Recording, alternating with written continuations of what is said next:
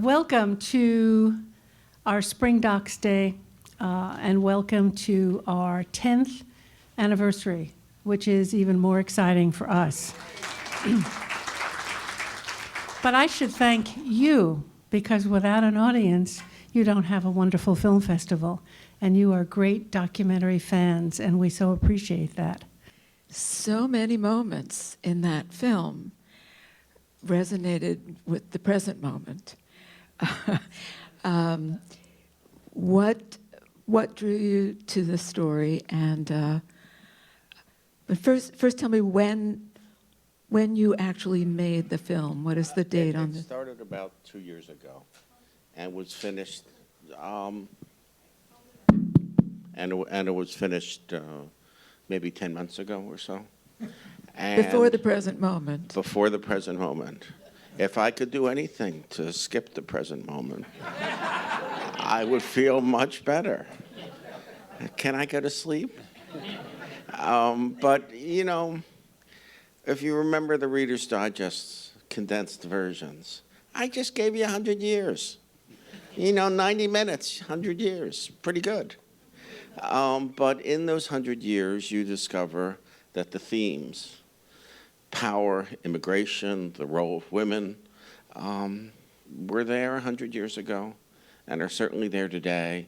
And what you didn't realize would be there today is what the president thinks about the press. And to hear Carl Bernstein talk about that, very powerful. And so a lot of that material is what is, coming back and is worth talking about. Makes it even more resonant than it would have been. Yes. How did you choose the people to interview? I mean, some people have very large parts in the documentary. The large part business is the better interview you give, the more screen time you get. But there were people who you think were essential. From the very start, you say Pulitzer, you want Toni Morrison, Carl Bernstein, Nick Kristof, across the one thing you have to remember, the Pulitzer, it's obviously journalism, but it's also novels and fiction and nonfiction and music and photographers. For me, those photographs of Napalm Girl or Kent State, I continually go back to. And so I just wanted to see if we could get into those pictures, and was very surprised and happy that I could find the Napalm Girl. And Mary Vecchio, who describes that photograph as the worst day of her life, canceled her interview the night before. And so, because she just couldn't talk about it. She was 14 in the picture. And it's affected how her whole life went. And then you try to be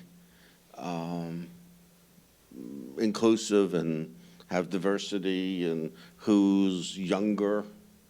You just can't have the old guys chomping away. I mean, you want lots of different people and newer people and different faces. And you just start to act like a good playing cards in your deck. Where are you comfortable? We should say that the film is not affiliated with Columbia University at all. We had talked with them in the beginning, but they did not really want to work with us on this film. There was one segment I would have loved to have seen, and this you'd have to work with Columbia on. We see the great winners. I wanted to see the actual judging process. I wanted to see the 3 to 5 people sit down and just what that conversation is like. I've done judging for the Peabody Awards for DuPont Columbia, but no one's ever actually seen it on screen, and I thought that would have been really interesting. We asked them to do it, and they said no, they would not allow us to see the 3 judges talk. You've been part of that process. Now, would you like to have been recorded? Well, the year I was the judge, we did everything by telephone. I don't know what you would have filmed. Well, you could have gotten 3. We could have gotten you in the... Okay. Now, would you have liked to have seen that process? Would you have revealed that process? Because that's something that no one has actually seen. It's interesting. I think that would have been a great addition. But there's a lot of bickering that goes on, but somehow people come to a decision, and then, of course, it's not really the panel's final decision. The Pulitzer board reviews all the suggestions, and sometimes it really goes its own way. Tom Friedman described the Pulitzer panel as pay-per-view.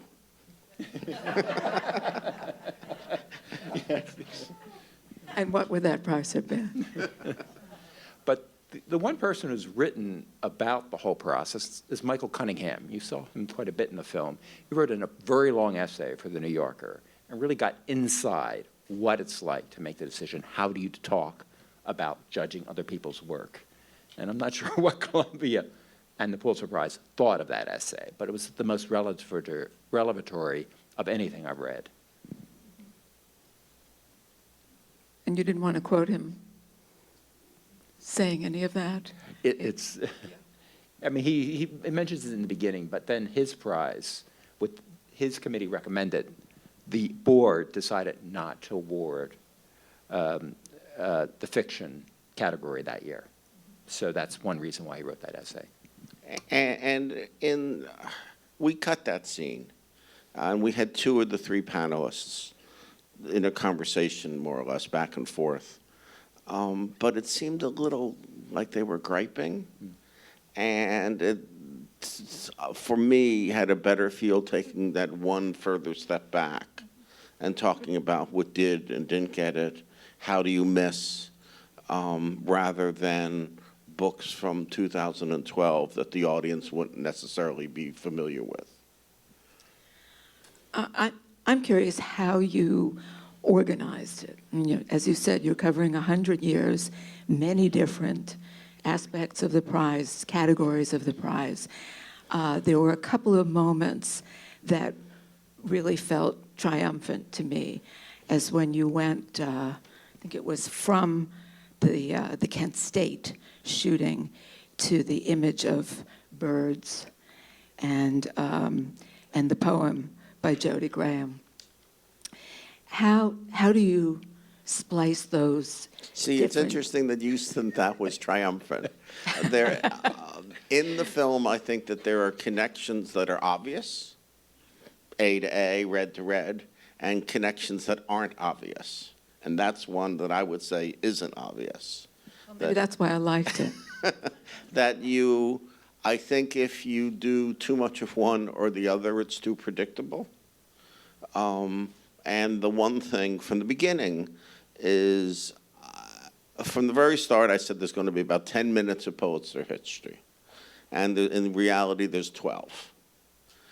And you have to break it up. But if you put it all in one chunk, I think I get my best sleep during Ken Burns movies. You know, if you're not feeling well, try the National Park series. So that's my comment there. And so if I can just do 2 or 3 minutes at a time, I think you advance that story. And we stayed very close to just Pulitzer, Columbia, and the prize. And just as an example, as a tease, you can go buy his book. McGrath, at the interview, all I asked him about was Pulitzer, Columbia, and the prize. And that interview took 2 hours or more. At the end, he said, Pulitzer was a germaphobe. And he said, you don't want to know how he had sex? So if you want to know how he had sex, the book by McGrath, go check it out. I should give a footnote, though, for Kirk's comment about Ken Burns. Kirk went to college with Ken Burns at Hampshire, and they made their first film together, and they're still arguing over the credit of that first film. I made a couple of films with Ken, so. So this is good-natured. All right, we're going to stick over that. But I am serious about the national parks. A couple of words about the press came through a few times in the film. Words like craft, rigor, excellence. How do you think this resounds in the current. Well, I just say this. We did a screening at Doc NYC, and the film is so much different in this Trump era than it would have been in the Hillary era. And I think that especially a younger audience responded to the importance of journalists. And you have to read much more than just on the internet. You really have to get into the subject. And it was really gratifying to see a younger audience at Doc NYC, and hopefully that will also, lead the film to, a larger audience. We're happy that it's going to be opening July 14th in New York City. So we're hoping that that will also then lead to a television deal as well. That's at Lincoln Plaza Cinema. I will be selling tickets in the lobby. And please see me. I'll give you all a discount, don't worry. You said there was a heavy emphasis on poetry. Yes. In the film. You want to comment on that? I think poetry deserves a shot. And that there were, some of it came from the people themselves. So Natalie Portman went to Harvard and studied literature with Graham. So she wanted to read one of those, and was kind enough, she was on location in Paris. And we went to Paris, and her little boy sat on my lap, and mommy read to camera, and that was one of her favorite poems. We were joking earlier about the only person I had to pay to do hair and makeup for was Marty Scorsese. But, and again, they didn't do the eyebrows. Natalie Portman, Helen Mirren, the women, the makeup people get paid a lot of money, for an hour's worth of work, $1,500, $2,000. And Natalie was going to go do a commercial, one of her perfume commercials, immediately after, and had the perfume people pay for the hair and makeup, and so it's that type of kind of scheduling. Help me out. It's also interesting in the film, in the Academy Award-winning film, I'm sure most of you saw Spotlight. You see Liev Schreiber playing Marty Baron, and they're both in this film, and they certainly look alike. And they also talk alike in a way. Well, what was one thing interesting about Liev is that was on the set of Ray Donovan, where he plays some heavy-duty, murderous cleanup guy. You do something bad in L.A., he straightens it out. And he came strutting out of the door, slamming the thing. He's this kind of soft, gentle guy, but he was totally in character as Ray Donovan. And you had to talk and calm him down. And after, it took like 5 or 6 takes just to get him into the world of literature, rather than, removing him from Ray Donovan. But even those people, how did you wind up with John Lithgow and Helen Mirren and I'm Natalie? amazed that there aren't more restraining orders against me. That's all I can say.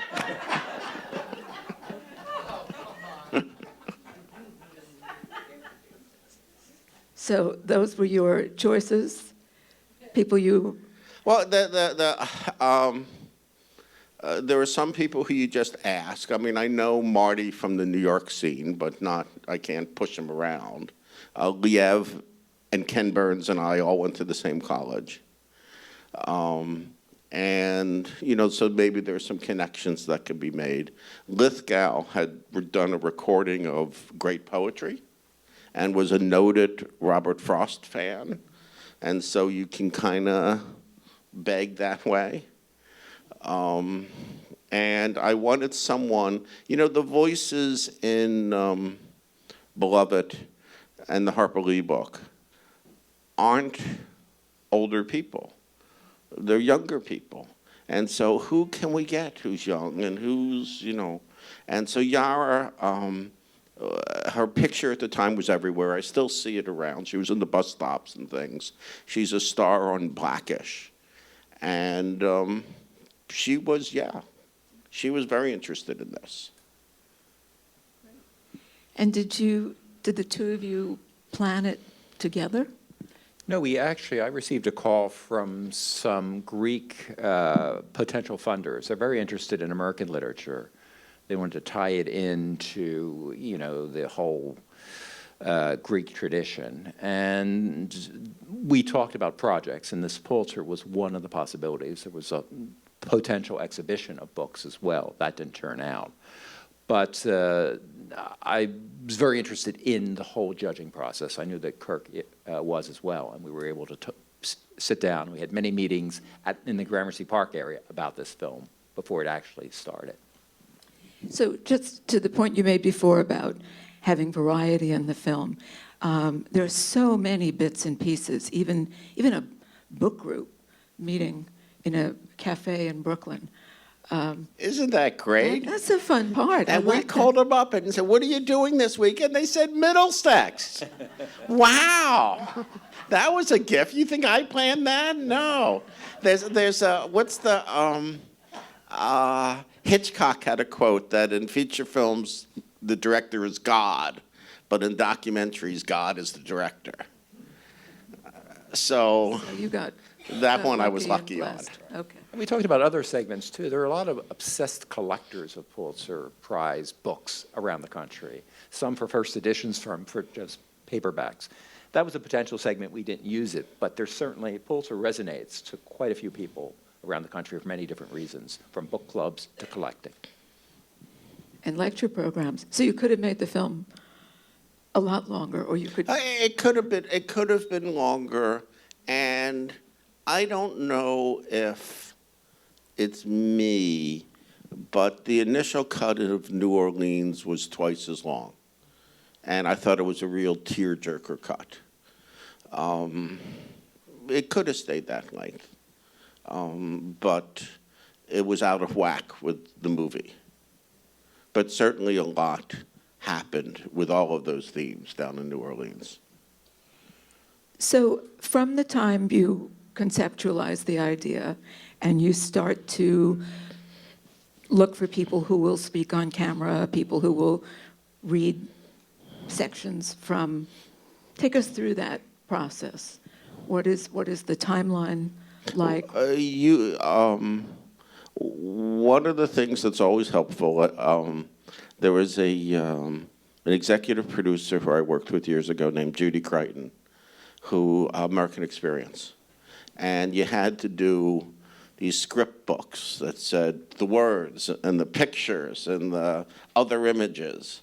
And I don't do script books, but it's there. And you're thinking about it. And you don't realize until it's done that Natalie Portman, that's going to be a minute and a half, that thing.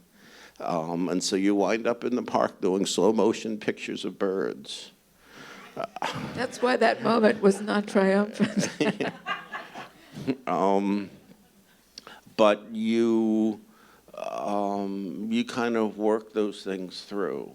And again, I think it is the filmmaker's responsibility to bring diversity to a project. Don't say, I didn't see diversity and that's how come it wasn't there. I mean, I think television and media could change overnight if every project the maker thought about how to include different and more. And this is an example of that. And yes, Joseph Kumanyaka, another poet, actually wrote a poem about Napalm Girl picture. So you got to track that one down. I didn't know that at the time. I didn't know it when we photographed it. But somewhere along the way, you find that out. And there are actually 21 different categories for the Pulitzer, and you've touched on in the film almost all of them. There's a you lot get of a few ground of there, them, but you might not know what the categories are, but you get the sweep of the awards and the sweep of history in 90 minutes.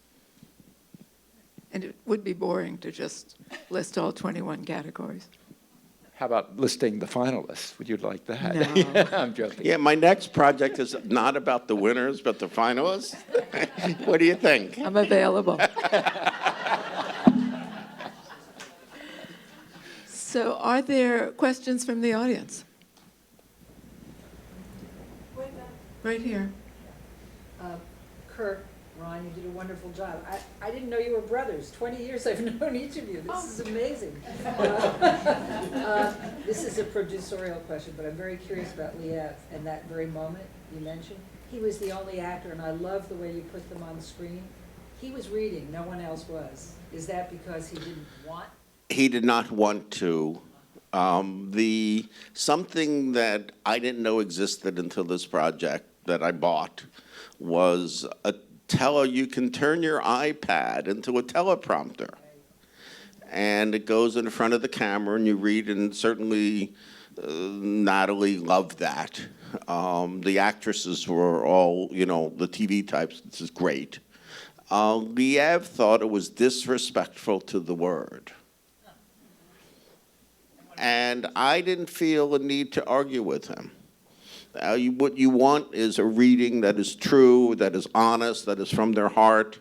And if you are sitting around talking about all that stuff, it's not going to turn out well. And Liev is a pro, so fine. It's also, Helen Mirren's performance is amazing. You did have a teleprompter, but you don't even, the way that she just says the words, looks away, it's just amazing. Helen Mirren was on set for 12 minutes. She came in, she was made up, car brought her in, the car waited, this Cherry Lane Theater. And, there's 4 or 5 pieces she read, and she just did them. She hadn't seen the pieces before. I'll read what you want me to read, that's fine. And there you go, and she was out. There's another question? Yes. I'm amazed at the short period of time in which you conceived of the project and have now had it made. I'm a filmmaker myself. It takes me years. How did you Get over it. How did you? I mean, this is a really broad topic. The Pulitzer. I mean, how did you narrow it down so quickly? That's my job. I mean, I don't have a big office. It's the staff. I mean, you can. I'm always kind of amused that over at 72nd and Broadway, my office is on the 4th floor in the same space. Rick Burns is directly above me, and Rick needs 15 to 20 people to do one of his shows, and I work with 4. And we just charge into it. And you got to be decisive. And we also had a deadline. It's Pulitzer at 100. We couldn't really, which is happening. We couldn't release it when Pulitzer was 105. So you had to release it now. Okay. Another question in the back. Would you remind us what happened with all the problem of Virginia Woolf? They just didn't, it was too tough for them. Did somebody, one person, I think it was on the list of finalists. Yeah, I think the finalists and the board decided it was too sexually explicit or something, so they did not give it an award. But it's also interesting, then they gave Albee 3 awards for plays that are certainly lesser than Virginia Woolf. And if you want to key, I've made a film with Edward Albee. And if you want to key into his work, everything's about his mother. You don't have to read it anymore. That's what it is. And while I'm on that topic, he had an opening for 3 tall women. Albee was adopted. And he really did not like the family that adopted him. They were wealthy Connecticut types. And he just hated everything about it. He was not in contact at all. He has this opening on Broadway, and over in the corner is a little 90-year-old woman. And Albee says to his manager, "Who's that woman? I don't know her." And he goes, Edward, that's your mother." And he says, "I don't know her. Get her out of here." And the family was also, they were Albees, and he obviously pronounces it Albee. And he will correct you if you mispronounce his name. But he was one you certainly wanted for the film. You had worked with him Yes, before, but but he was too was ill. not. He was too ill to participate. Is that Nigel back there? Comments from the Pulitzer organization? Comments from the Pulitzer? Did you get comments from the Pulitzer? They seemed fine. I mean, they're not overly comment-type people. We invited Ron was there. We invited the head of the Pulitzers into the edit room, and they made little changes. Oh, that didn't happen in 21. That was 22, or whatever. And there were a list of 6 or 8 of these little corrective comments, and then they left. And during their centennial year, I don't think that they celebrated it as much, they didn't give it as much recognition as the award deserves. So, we did talk to them about filming, obviously the judging process. We weren't allowed to do that. They didn't really have any more comments besides that, and they weren't that interested in participating in any screenings. So you did give them the opportunity to review it before it was final cut? I thought it was fair enough that they should see it. We don't have to listen to them, but they should see it. I mean, Could be instructive.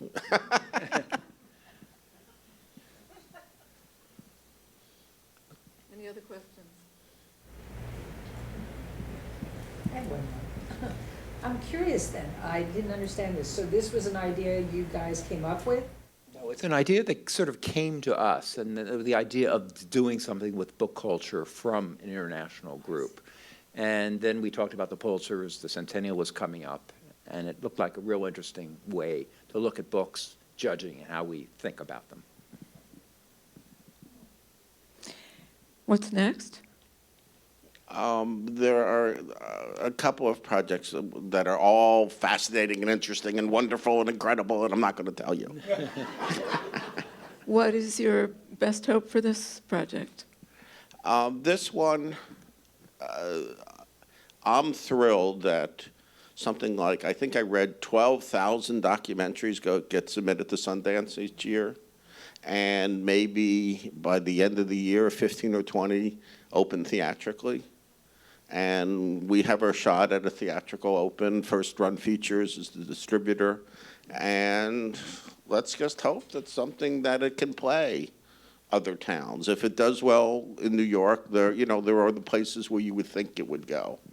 The college towns primarily. And that would be great. I'd love to find a bigger audience for this.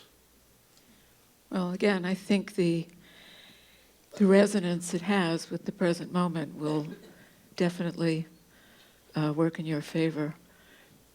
Maybe it will work in all our favor. Yeah. Yeah. All right, in the White House. All right, well, thank you. Thank you all for coming. Thank you.